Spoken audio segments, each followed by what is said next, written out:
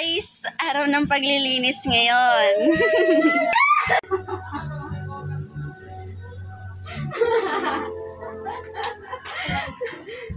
Guys, maglilinis tayo ngayon.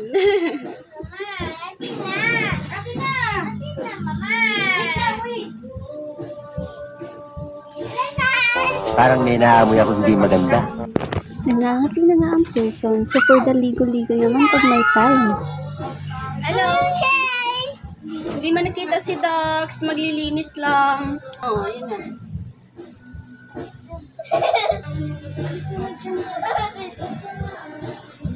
Ang kulit ng mga batang ito, makapag-umpisa na nga sa paglilinis.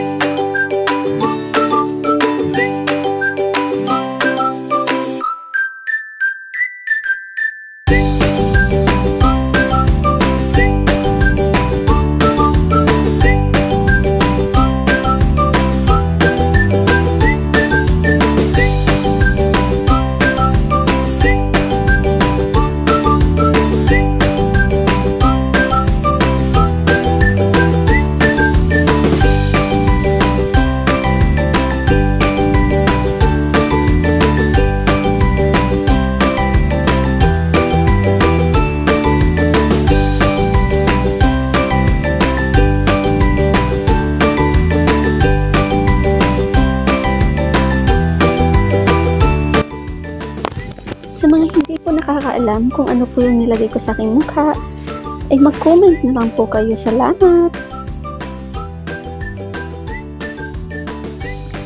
So ayun nga, naglalagay ako ng kung ano-ano sa mukha ko. Nakita naman ako ng pamangkin ko.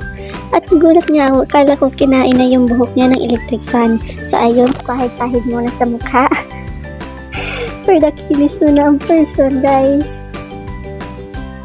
Ito namang mga kukulit kong pamangkin ay aba, gayang-gaya sa tita na nagpapaganda para sa manliligaw niya ay charot lang, baka maniwala naman kayo, uy! So ayun nga, kunwari nilagyan ko rin yung mukha nila pero imi-imi lang yun para hindi naman magalit sa akin. Siyempre, binula ko pa nga yung pamangkin ko na ang ganda mo pero in fairness, lamang pa rin ako sa paligo. Pahid-pahid din pag may time. So ayun nga, nilagyan ko din siya para hindi naman siya magalit sa akin o panis. Ako rin kailangan balance yung mukha ko. Iiba naman yung mukha ko sa liig ko. Yung kulay puting-puti ng mukha ko. Yung liig ko naman nangingitim. Ay, panis. Tawang-tawa nga ako kasi mukha akong liwata na napadpad sa lupa. Ano ba naman yan? Hitsura ko parang namang nanganak na 10. Paikot-ikot nga lang ako dito at hindi pa na nakapagsimula maglinis. O huwag na nating patagalin pa. Let's go mga kagalawers. Galaw-galaw na tayo para matapos agad. Ayun nga mga kagalawers, habang nag-aayos ako ng mga unan dito, ito naman pamangkin ko, ang galing sumaya, nagpa-kending-kending pa, may pa-jump-jump pa, parang jumping on the bed. Ay sige Inday, palakin mo pa yung mata mo. Ay naku, bahala ka dyan, baka lumabas yan, ikaw rin. Mga kagalawers, first goal ko nga pala dito ay ligpitin ang mga basura. Mga ponda pala. Pinagpatong-patong ko na nga ang mga unan, ito ng mga pamangkin ko. Ay, nangungulit naman.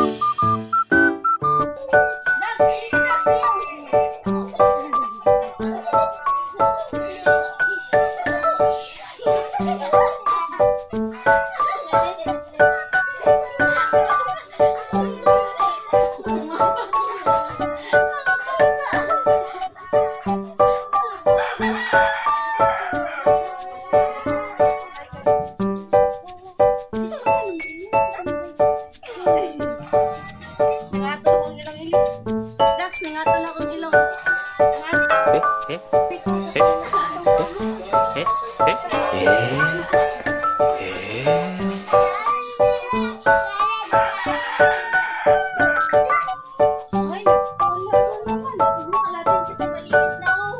finish ang person.